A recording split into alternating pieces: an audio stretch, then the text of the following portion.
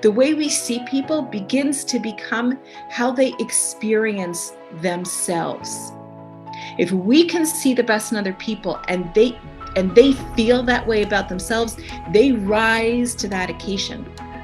If I am taking my focus and my attention and I am shining that light on the things that I have in my life in order to be grateful for them, what I'm really doing every day is I am training my mind to engage in my life in a way that brings me the most amount of joy possible.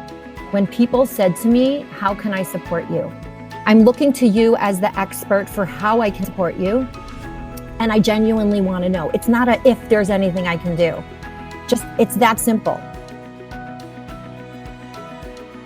That in order to take all of life, to really live it fully, we need to be able to hold the sad and the glad together. We put the salt on the challah because we're remembering the destruction of the temple when we are taking in the sweetness of our first bite of challah. The role of a parent of a teenager is to see, hear, and understand them. And to do that, you have to be less anxious and not project onto your child the child you need versus the child you have. We're stressed, we're tired, we're anxious, and I think there's a real inclination to want to just snap at people and maybe kind of shame people a little bit. It's like, just stop for a minute.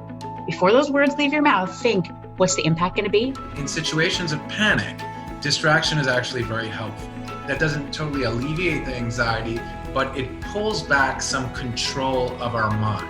And this is the beauty of objects and of art in general. They send you on your own path. Perfection doesn't interest us. It either alienates us, or it intimidates us, or it bores us. But it doesn't resonate because we don't relate to it. So once you're on the other side of surviving, then you're thriving. So the second anyone is going through a challenge, a health challenge, a crisis, I consider you a survivor. And then it's after that moment where then you can start working your way to becoming a thriver.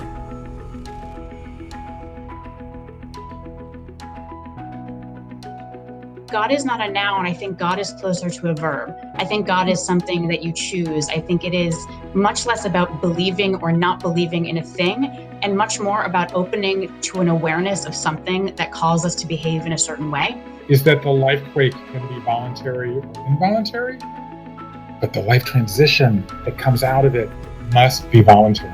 But there is a point where you switch from being a cute little black kid to now being a black man. There's always this fear in my gut. There's this, he's 18, he's a man, he should be able to go out and, do things, and every time he leaves the house, he's terrified.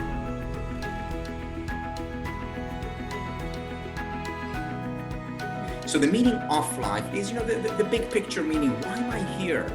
Meaning of life is not always accessible. What we also need is a meaning in life. Give a phone call and see how they're doing. There are a lot of things we can still do that are small, modest steps towards hope. And when Professor Wiesel would tell us this, he would often quote the great writer Albert Camus, who wrote, "Where there is no hope, we must create it." Take it slow. Shut down the world as much as you can. Savor every minute, savor every breath, savor every sentence, savor every conversation, and search for depth.